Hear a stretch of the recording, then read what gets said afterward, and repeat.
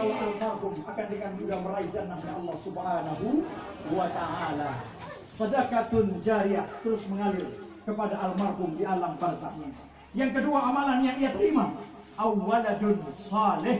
Wahai anak-anak yang ditinggalkan, apakah orang tuamu masih hidup ataupun yang sudah meninggal dunia, doakan orang tuamu nak. Rabbi ghfirli wali walidayya warhamhuma kama rabbayani saghira. Kemudian yang ketiga, au ilmin yuntafa'u bihi, ilmu yang bermanfaat yang diajarkan oleh almarhum Bapak Antun Nasaru. Beliau mengajarkan kepada teman, jangan begitu temanku, kau bahaya.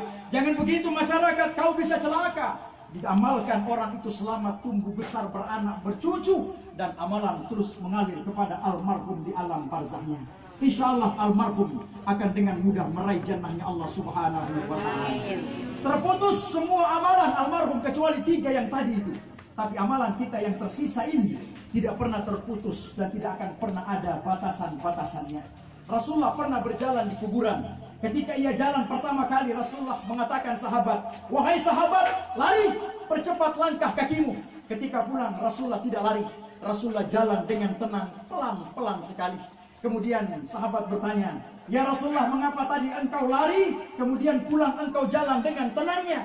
Apa jawab Rasulullah? Tadi berlari, saya mendengar si mayit di alam barzah mengalami siksaan yang luar biasa. Ketika saya pulang, saya berjalan dengan tenang-tenang sekali. Kenapa? Temannya, sahabatnya, saudaranya, istrinya, anak-anaknya telah mendoakan si mayit di alam barzahnya. Insya Allah sebentar nanti saya tutup dengan doa bersama.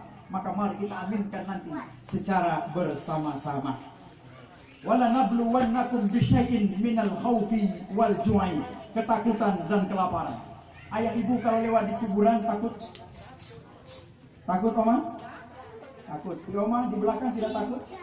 Tidak ya. Tidak takut Pak Ustaz kalau pagi, kalau malam ternyata? Pagi berani Oma? Malam Allah berani? Ya, di Oma yang di belakang keempat berani. Oke, alhamdulillah. Tengah malam, di tengah gelap gulita, tidak ada lampu. Ingat ayah ibu, kalau kita lewat di kuburan, jangan asal lewat saja. Ada doa, ada salam bagi mereka. Jangan kita lihat kuburan, kita hafal papan namanya, kita jalan. Assalamualaikum. Waalaikumsalam. Bukan, ada tata cara salamnya. Apalagi kita di Gorontalo ini, coba lihat. Di samping rumah itu biasanya ada ragu. Saya sampaikan contoh gambaran. Sekarang saya berdiri dalam keadaan hidup di depan rumah ini. Setelah saya pulang sebentar, saya tanya kepada orang tua kita, Pak Kiai, semua sahabat orang tua kita yang ada di sini, ayah ibu, saya mau pulang kembali ke rumah saya. Ayah ibu di sini mengatakan, semoga Pak Ustadz akan tiba dengan selamat. Semoga husnul khatimah. Setelah saya keluar, bismillahirrahmanirrahim, wala haula wala quwata illa billahil aliyyil azim. Saya jalan terus. Ketika saya sampai di rumah, saya sudah sampai di sana. Apakah ayah ibu mengatakan semoga tiba dengan selamat? Bukan tiba lagi, karena saya sudah tiba di sana. Sehingga kalimat yang diucapkan, semoga Pak Ustadz betah di sana. Alhamdulillah, semoga Pak Ustadz tentram di sana. Semoga Pak Ustadz bahagia di sana. Semoga husnul khatimah adalah untuk mereka yang masih hidup. Ketika mereka telah meninggal dunia, mereka telah sampai kepada alam yang baru. Telah sampai, telah tiba di level tahapan yang baru.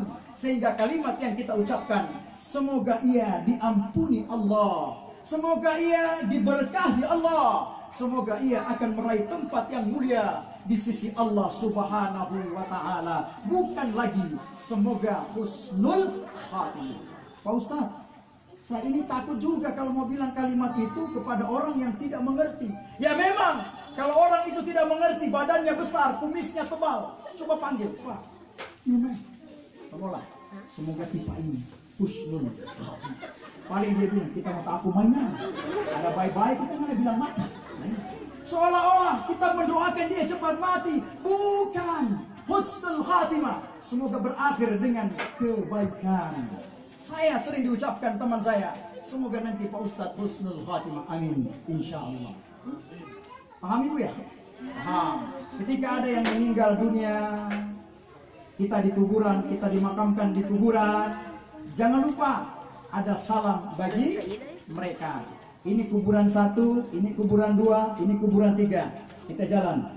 Di oma-oma tadi yang di sebelah itu berani hadapkan muka dengan kuburan. Oh, ini kuburan. Saya berani. Saya tatap kuburan itu. Assalamualaikum ya ahlal kubur. 1 salam. Maju lagi.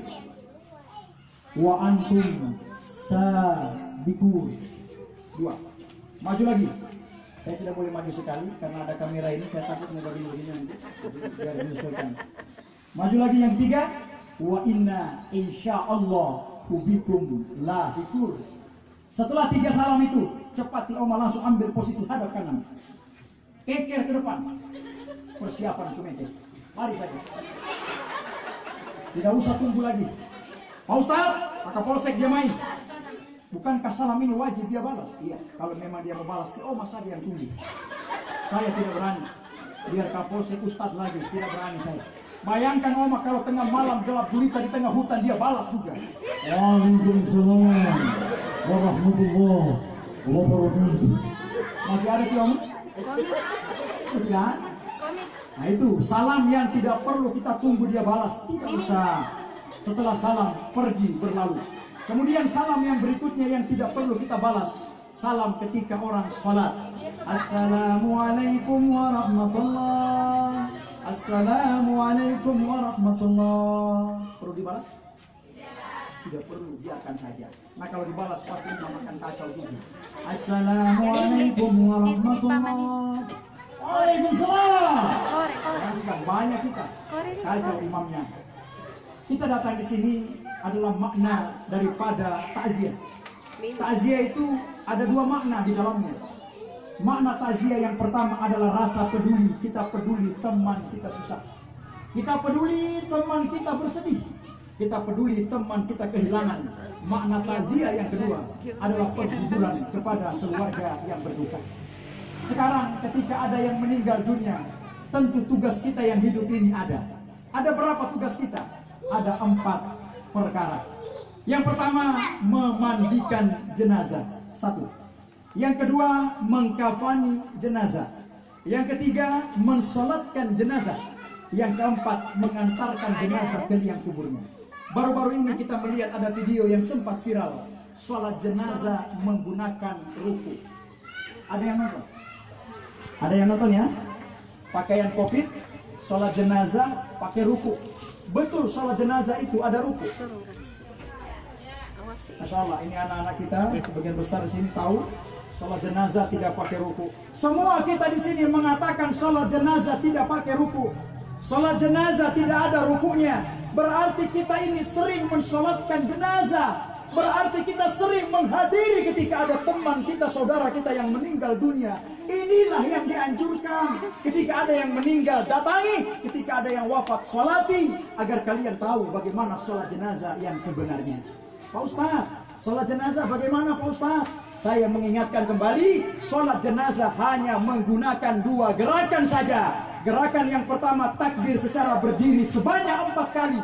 Tidak pakai ruku dan tidak pakai sujud. Gerakan yang kedua, salam secara berdiri. Assalamualaikum warahmatullah. Assalamualaikum warahmatullah.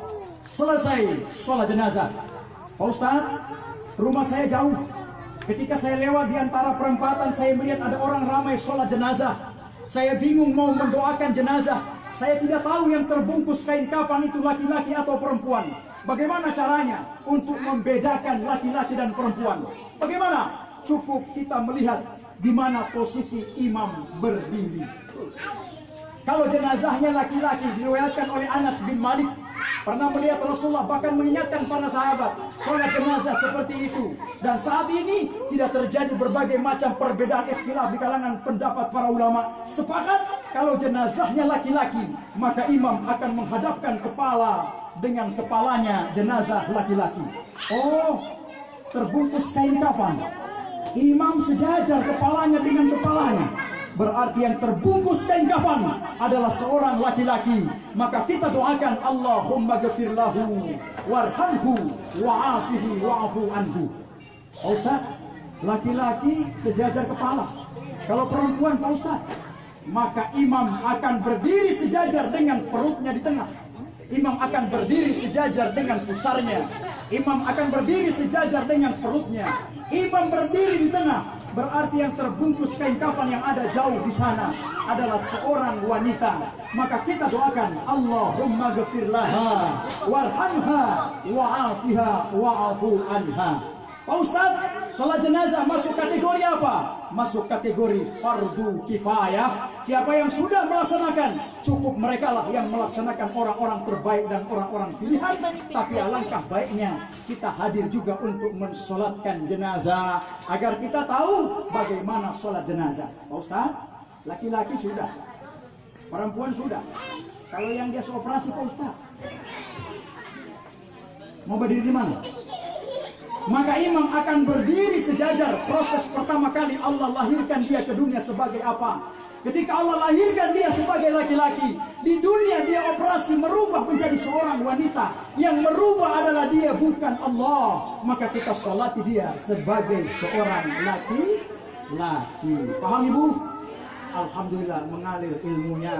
Setelah itu Pak Ustaz, perempuan laki-laki operasi sudah. Kalau yang lahir langsung dengan dua kelamin Pak Ustaz, ada itu malam, besok pagi tidak usah makan pagi, siang tidak usah makan, sore tidak usah makan, menjelang maghrib makan. Saya jamin hari-hari biasa berbeda, kita makan pasti 2 piring tambah sekaligus.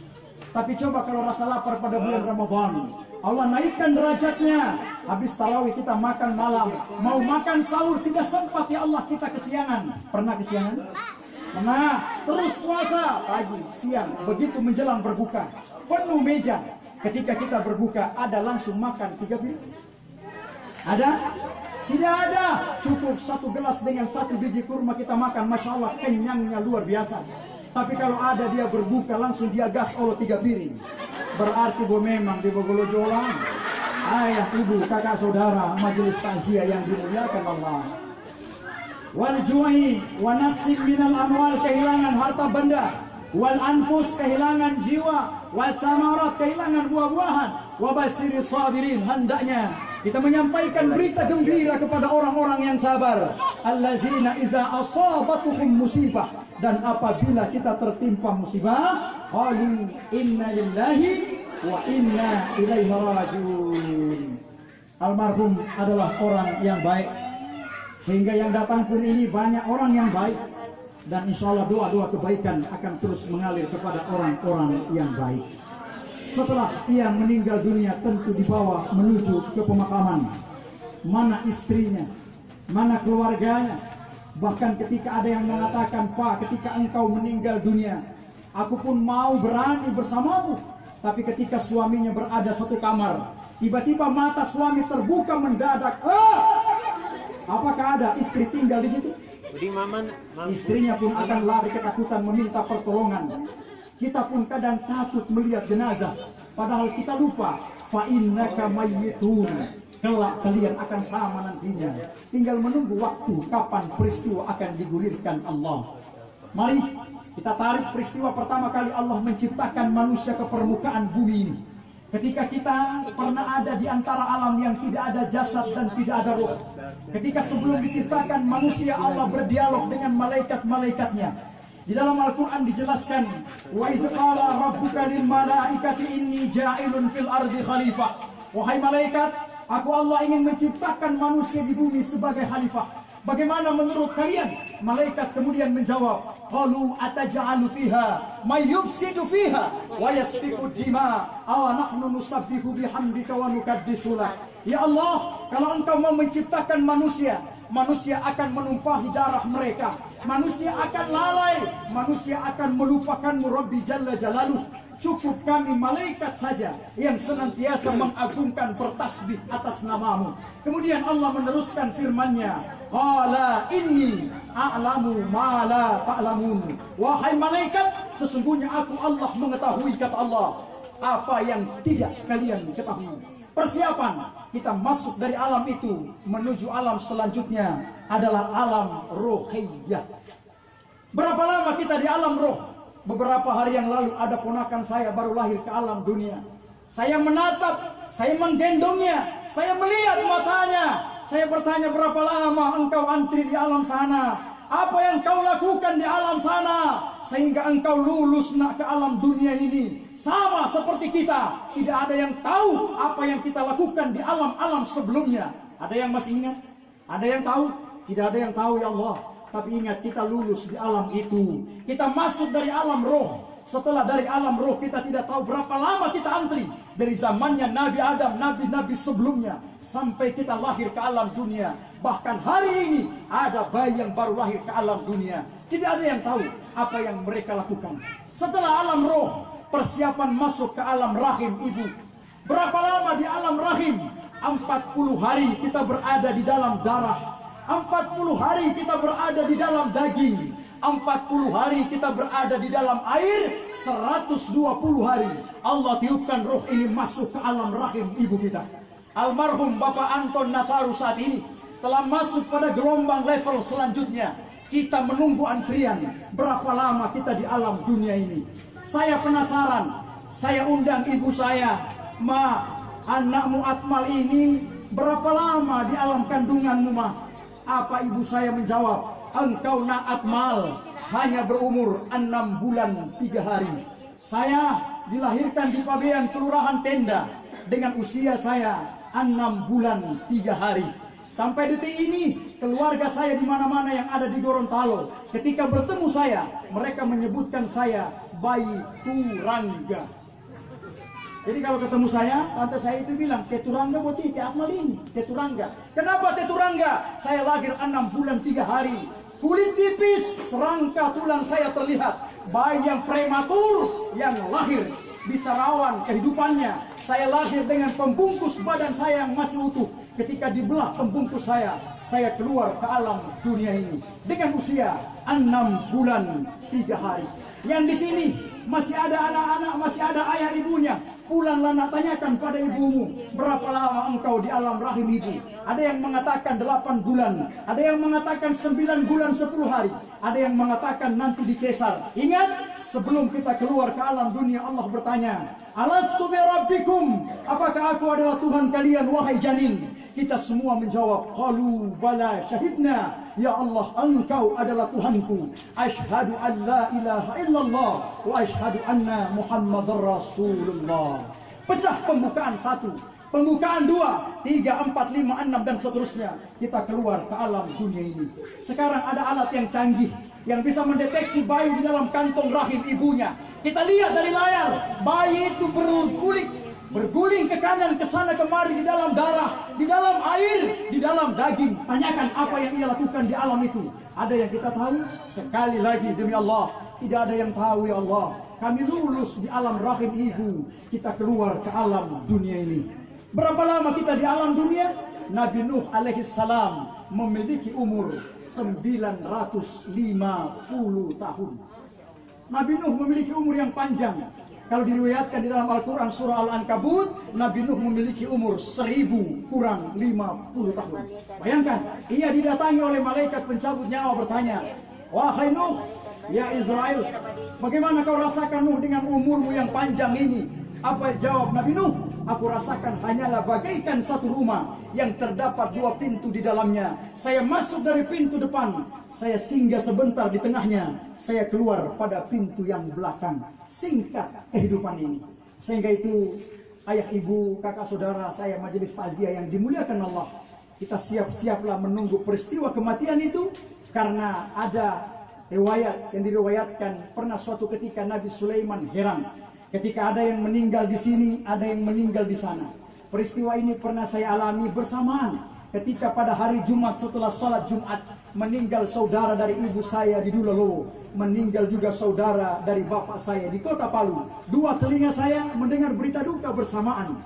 Ketika itu kami tidak bisa hadir bersamaan, sehingga takziah kami di Gorontalo dulu, baru lanjut ke Kota Palu. Peristiwa ini dijawab oleh malaikat Israel. Nabi Sulaiman bertanya, wahai Israel, bagaimana caranya engkau mencabut roh daripada manusia-manusia di bumi? Apa jawab malaikat Israel? Wahai Sulaiman, saya panggil dulu nama mereka. Saya kasih contoh nama saya saja. Saya tidak mau sebutkan nama yang undang saya ke sini. Saya takut nanti hati Allah semudu itu, hati Allah ke sini. Ustadz Atmal, sini antum, masuk. Fulan, masuk.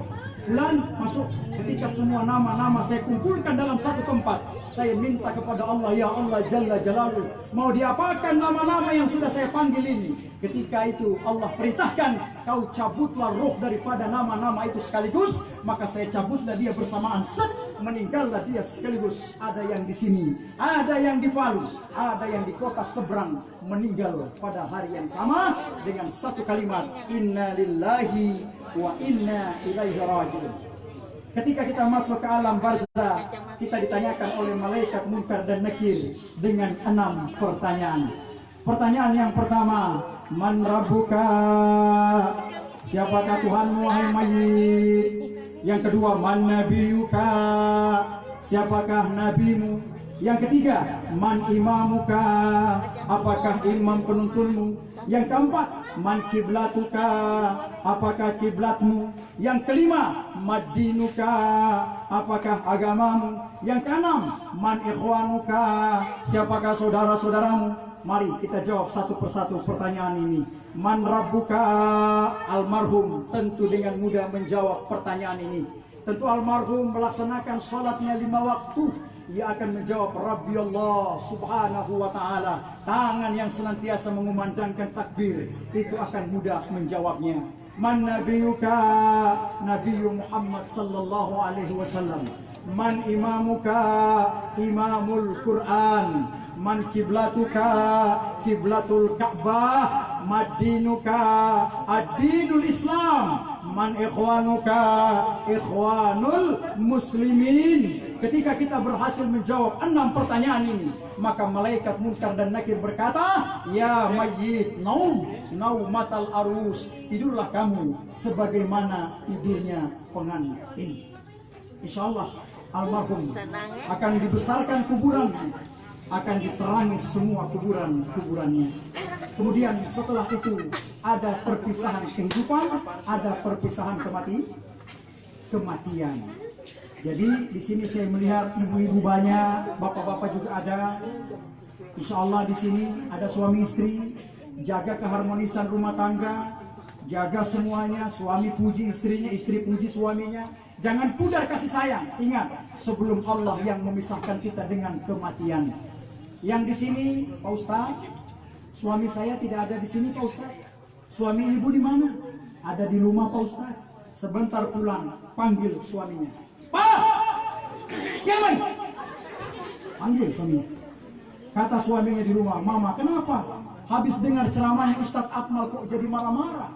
Bukan marah-marah, Pak. Tapi kata Pak Ustadz, sebelum ada perpisahan kematian, jaga pujianmu, jaga keharmonisanmu. Tapi sekarang ti Mama giginya sudah permisi satu persatu. Kulit sudah keriput. Pujian ti Papa juga hilang di telan waktu. Ketika suaminya di rumah sebentar, ibu-ibu tagih. Panggil suaminya, Pak, totono pujianmu yang dulu. Mana pujian-pujianmu yang dulu? Yang kau katakan Mama cantik tidak ada duanya. Apa jawab suaminya di rumah? Mama, sekarang engkau sudah berbeda. Berbeda kenapa? Dulu pipimu Mama bagaikan biapong panggang. Dulu pipi ti Mama masih muda model biapong. Sekarang pipi ti Mama model biapong putih. Tapi jangan ti Oma ini pegang pipi, bukan Oma ini. Bukan. Di sana luar. Ketika sebentar pulang sampaikan suaminya lagi, Pak, mana pujianmu yang dulu? Yang kau katakan Mama cantik kalau bergaya tidak ada duanya. Apa jawab suaminya di rumah lagi? Mama, sekarang poli engkau sudah berbeda. Berbeda kenapa? Alis matamu Mama dulu kau ukir bagaikan semut berbaris yang pendek saja. Dulu alis di Mama masih muda, masih pendek. Sekarang nanawa kau ukir alis matamu madelo gunung tilong kagila. Tapi jangan ibu-ibu yang di ujung sana baku haga ngana alis matamu. Bukan, ya, bukan. Dulu Mama masih muda, masih pendek alis mata. Sekarang sudah tinggi di Mama, makin tinggi alis mata di Mama. Ingat, suami istri jaga sebelum Allah yang memisahkan kita. Jangan cuma suami yang banyak puji istrinya, tapi ingat, ibu-ibu harus banyak puji suami. Kenapa? Karena ada juga ibu-ibu yang memuji suami berdasarkan tanggal muda dan tanggal tua saja. Kasihan suami, Ketika ia mencari nafkah naik motor pakai helm, helmnya miring, ditiup angin, jatuh di tanah. Sampai di depan rumah, sambut wahai para istri. Assalamualaikum Pak, Papa sehat? Sambut dengan pakaian yang baik, sebagaimana istri Rasulullah menyambut Rasulullah. Assalamualaikum ya Rasulullah. Disambut dengan pakaian yang baik. Tapi kita istri-istri kadang menyambut suami pakai daster Madero tembakan salju. Lubang sana, lubang sini, bocor sana, bocor sini, bau asap lagi. Ini ibu-ibu yang ketawa kayaknya pengalaman pribadi. Katanya, jangan ada dusta di antara kita. Jaga keharmonisan itu sebelum Allah yang memisahkan kita. Istri saya adalah seorang mu'alaf. Istri saya adalah seorang mu'alaf Cina masuk Islam, satu keluarga. Ketika saya pulang ke rumah, saya selalu berikan dia pujian. Sempat suatu ketika saya mengatakan, Mama, betapa nikmatnya masakan yang engkau masak. Saya disodorkan dengan sayur yang uji coba. Coba rasa sayur buatan Mama.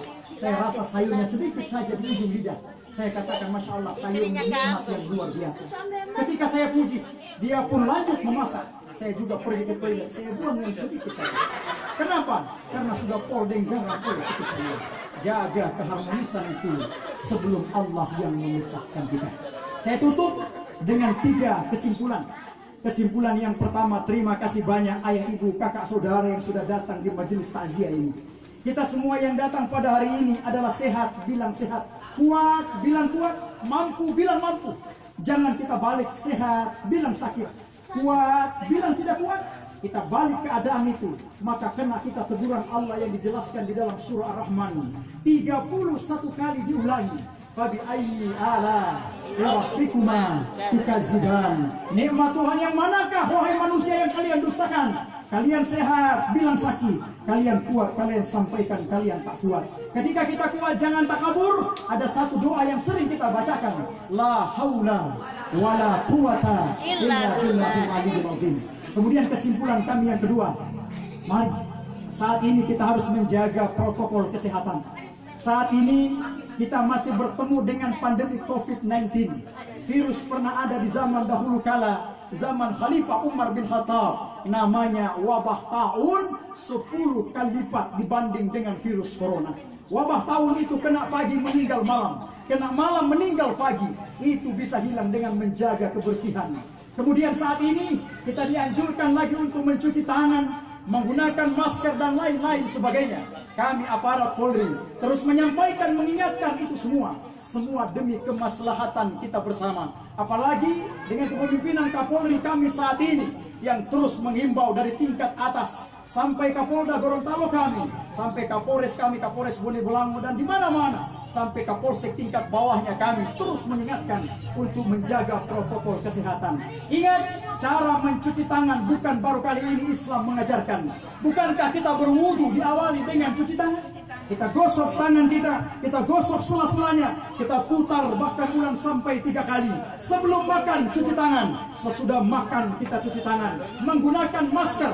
Gadis muslimah yang menggunakan cadar menutup hidung dan mulutnya. Cara Islam sudah lama mengajarkan tentang kebersihan. Jadi apa yang harus kita jaga? Jaga iman, jaga imun biar aman untuk selama-lamanya. Kemudian yang terakhir, mari angkat tangan kita bersama. Aminkan sekecil apa doa yang saya panjatkan. Mengapa saya minta aminkan? Ayah, ibu, di sini ada oma, opa yang lebih tua dari kita. Di ujung sana ada orang tua kita, ada ayah kita. Di ujung sebelah kanan ada anak kecil yang lagi duduk di atas motornya. Mengapa saya minta aminkan? Karena tidak ada yang tahu dari lidah dan lisan siapa di antara kita pada hari ini yang diterima dan diijabah oleh Allah Subhanahu wa Ta'ala. Jangan kau remehkan amin dari mereka seorang abang bento. Jangan kau remehkan amin dari mereka seorang pemulung sampah jalanan. Jangan kau remehkan amin dari seorang orang hamba biasa. Karena bisa jadi dari lidah mereka itulah doa-doa yang diistijabah, yang dikabulkan Allah Subhanahu wa Ta'ala.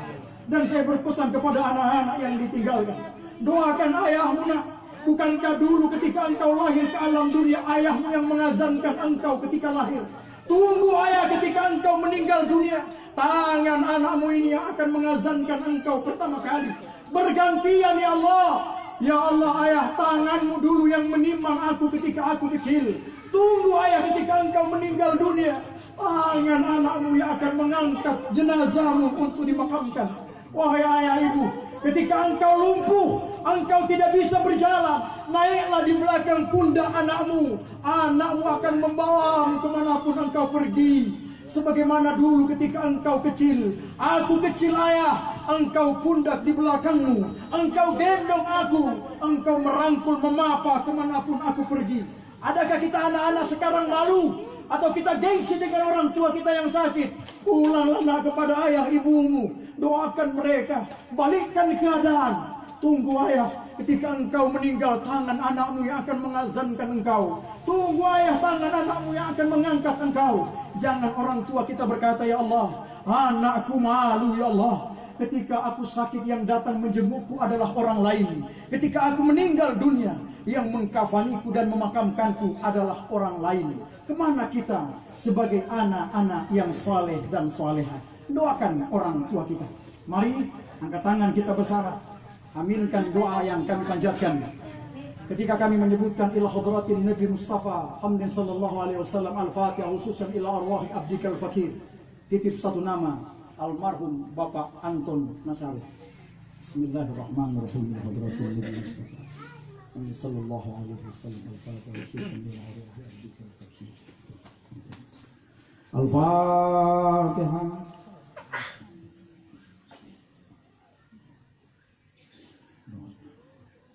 Bismillahirrahmanirrahim. Allahumma ya Allah ya Rahman ya Rahim ya Malikal Mulki ya Zal Jalali wal Ikram. Allahumma salli wa sallim wa barik ala Sayyidina Muhammadin fil awwalin wal akhirin. Allahumma ya Allah ya ayyatuhan nafsul mutmainnah, irji'i ila rabbika radiyatan mardiyah, fadkhuli fi ibadi wadkhuli jannati. Inna lillahi wa inna ilaihi raji'un. Allahumma barakatan fil kubur. Itu adalah perintah Allah. Fazkurullaha katsira, berzikirlah kau sebanyak-banyaknya untuk mengingat aku. Insyaallah Al-Quran yang ayah ibu bacakan, yang keluarga niatkan, yang kita hafalkan, insyaallah kelak Al-Quran akan memberikan syafaat kepada kita semua. Mari ikuti saya, kita baca doa keberkahan Al-Quran secara bersama-sama. Allahumma arhamna bil Quran waj'alhu lana imama wa nura wa hudan wa rahma. Allahumma zakkirna minhu ma nasina wa 'allimna minhu ma jahilna warzuqna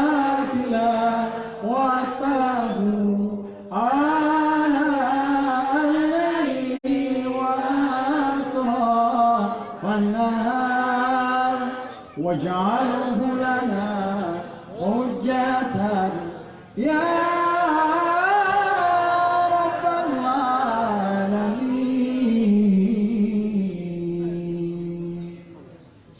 Terima kasih ayah ibu, kakak saudara majelis takziah yang dimuliakan Allah. Ini saja apa yang dapat kami sampaikan, insyaallah ada manfaatnya. Tidaklah maksud hati saya menggurui para kiai, para tokoh agama, tokoh pemerintah, tokoh masyarakat. Kita semua bukan. Saya tidak menggurui kita semua, tapi melainkan tawasau bil haqi, tawasau bis sabri. Hanya sekedar mengingatkan saja, karena suatu saat masa dimanapun kami akan tidak ada di dalam kehidupan ini, karena jalan almarhum adalah merupakan jalan kita semua. Ini saja apa yang dapat kami sampaikan. Ketika ada yang benar ambil, ketika ada yang salah kembalikan kepada kami, karena manusia tidaklah luput dari salah dan lupa. Salam hormat selalu dari saya, insan hamba Allah yang lemah. Itu bermanfaat untuk kita semua, khususnya kita yang hadir di Atasnya siapa ini? Ustadz meminta yang lain. atas nama siapa ini? mendapatkan berkah dan rahmat dari Allah Subhanahu wa Ta'ala. Dan kepada Bapak Ustadz sekali lagi kami ucapkan banyak terima kasih, dan juga kepada seluruh jamaah yang